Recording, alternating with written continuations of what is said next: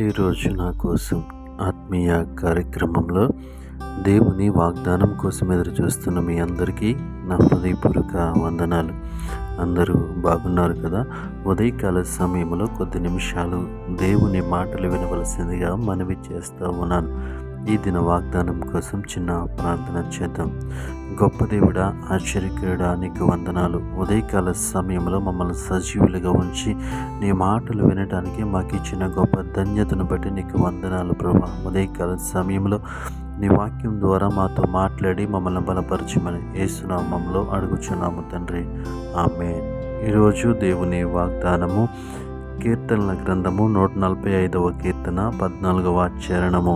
యెహోవా పడిపోవు వారందరినీ ఉద్ధరించువాడు. దేవుని నామానికి మహిమ కలుగునుగాక. ఉద్ధరించువాడు. ఎవరు మనల్ని ఉద్ధరించువారు, ఎవరు మనల్ని ఆదరించువాడు అంటే యెహోవా. యెహోవా మనల్ని ఉద్ధరించువాడు.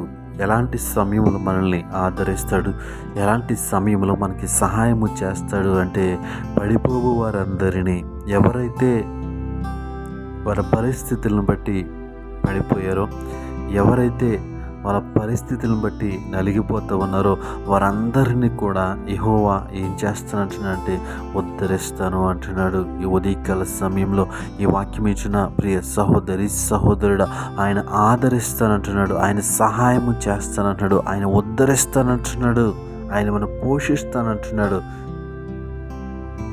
ఎందుకంటే ఆయన సర్వశక్తి గల దేవుడు కాబట్టి. మనం ఏ విషయంలో పడిపోయి ఉన్నాం? ఆర్థిక విషయాల్లో పడిపోయి ఉన్నామా? జాబ్ విషయాల్లో పడిపోయి ఉన్నామా? కుటుంబ సమస్యలను బట్టి పడిపోయి ఉన్నామా? ఎలాంటి పరిస్థితుల్లో మనం పడిపోయినప్పటికీ ఆయన మనల్ని ఉద్ధరిస్తారంటున్నాడు. ఈ ఉదయకాల సమయంలో ఈ వాక్యమును బట్టి ధైర్యము తెచ్చుకొని, ఈ వాక్యమును బట్టి విశ్వాసము తెచ్చుకొని, మనం ఏ విషయంలో పడిపోయామో, ఇంక నన్ను ఉద్ధరించేవారు లేరు, నన్ను ఆదరించేవారు లేరు, నాకు సహాయము చేసేవారు లేరని మనం ఆలోచిస్తుంటే గనక దేవుని వాక్యం సెలవిస్తూ ఉంది. దేవుని వాక్యం మనల్ని బలపరుస్తూ ఉంది.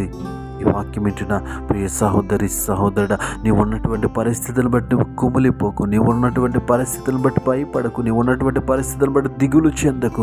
ఆయన నిన్ను నన్ను ఉద్ధరించేవాడై ఉన్నాడు. ఆయన నీకు నాకు సహాయము చేసేవాడై ఉన్నాడు. ఆయన మనల్ని ఆదరిస్తానంటున్నాడు. ఎప్పుడో తెలుసా? పడిపోయే వారందరినీ. ఏ విషయంలో పడిపోయాం? ఏ విషయంలో దిగులు చెందుతూ ఉన్నాం? ఏ విషయంలో నిరాశలో కూరుకుపోయి ఉన్నాం? ఈ ఉదయకాల సమయంలో ఈ వాక్యం బట్టి ధైర్యము తెచ్చుకొని, విశ్వాసము కలిగి, నిరీక్షణ కలిగి మనం జీవించినట్లయితే ఆయన మనకి సహాయము చేస్తాడు.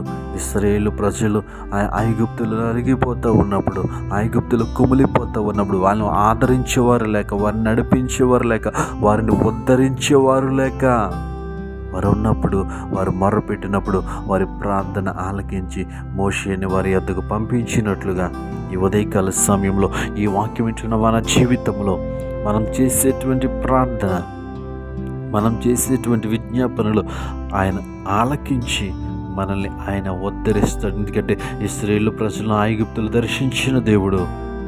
ఈ ఉదయకాల సమయంలో ఈ లోకంలో మనల్ని నలిగిపోతే, ఈ లోకంలో పడిపోయిన మనల్ని కూడా ఆయన మనల్ని ఉద్ధరిస్తాడు.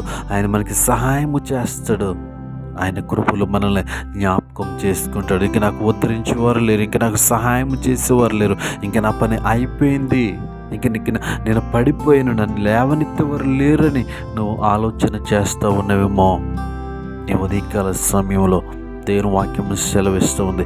యెహోవా పడిపోవారందరినీ ఉద్ధరించేవాడు, సహాయము చేయవాడు, ఆదరించేవాడు, కృప చూపువాడు, కనికరించేవాడు. ఎప్పుడు తెలుసా? పడిపోయిన స్థితిలో కూడా ఆయన మనకి సహాయము చేస్తానంటున్నాడు. సహాయ స్థితిలో కూడా ఆయన మనల్ని ఉద్ధరిస్తానంటున్నాడు. కాబట్టి ఈ ఉదయకాల సమయంలో వాక్యం బట్టి ధైర్యము తెచ్చుకొని, విశ్వాసము కలిగి దేవుని సందులో ప్రార్థించినట్లయితే ఆయన మన ప్రార్థన ఆలకించి మనకి సహాయము చేస్తాడు. అట్టి కృప దేవుడు మనకి అనుగ్రహించునుగాక.